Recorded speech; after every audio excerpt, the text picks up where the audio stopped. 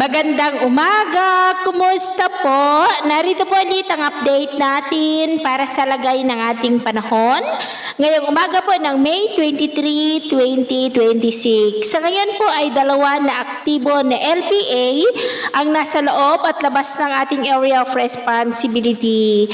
Ang nasa loob po ng PAR ay nasa layo po ngayon ng 476 km east ng Davao Oriental at ang nasa labas naman ng Philippine Area of Responsibility ay nasa layo po ngayon ng 2,020 km east ng Davao Region.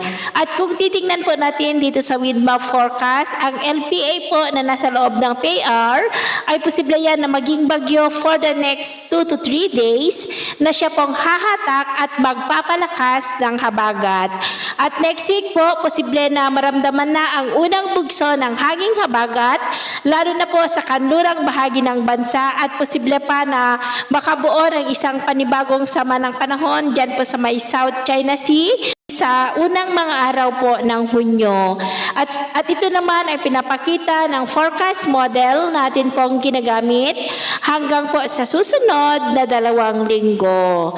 At sa lagay ng ating panahon, ngayong madaling araw ay maayos naman ang panahon sa malaking bahagi ng bansa pero may mga tsansa ng mga isolated rains sa may southern part po ng Quezon, Marinduque, Oriental Mindoro, Romblon, Samar Island, Tacloban, Ormoc, Maasin, Jagna, Tagbilaran, Cadiz, Capiz, Argao, Davao Oriental, Sorsogon, Northern Mindanao, Zamboanga Peninsula at Basilan. At mamaya po ay sisikat naman ang araw sa malaking bahagi ng bansa pero dahil sa trough ng LPA ay maulap na ang kalangitan with isolated rain sa ilang bahagi ng Samar Island, Bohol, Cebu, Dumaguete, Siquijor, Davao Oriental, Bislig, Northern Mindanao at Zamboanga Peninsula and nearby areas. At mamayang hapon, mas maraming lugar po ulit ang makakaranas ng mas maulap na kalangitan with isolated rains, lalo na po sa malaking bahagi ng Mindanao, Eastern Visayas, Central Visayas, Negros Island, Palawan, Mindoro, Pangasinan, Zambales, Ilocos Region at ilang bahagi ng Cordillera.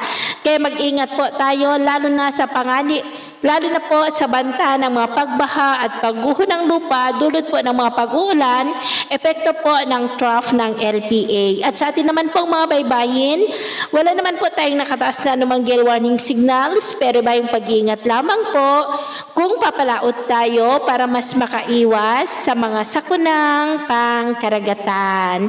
So yun po ang latest update natin sa araw na ito. Takpo muli si James na nagsasabing sa kahit na pagsubok po na darating sa ating buhay, huwag po tayong mawawalan ng pag-asa. Thank you and God bless!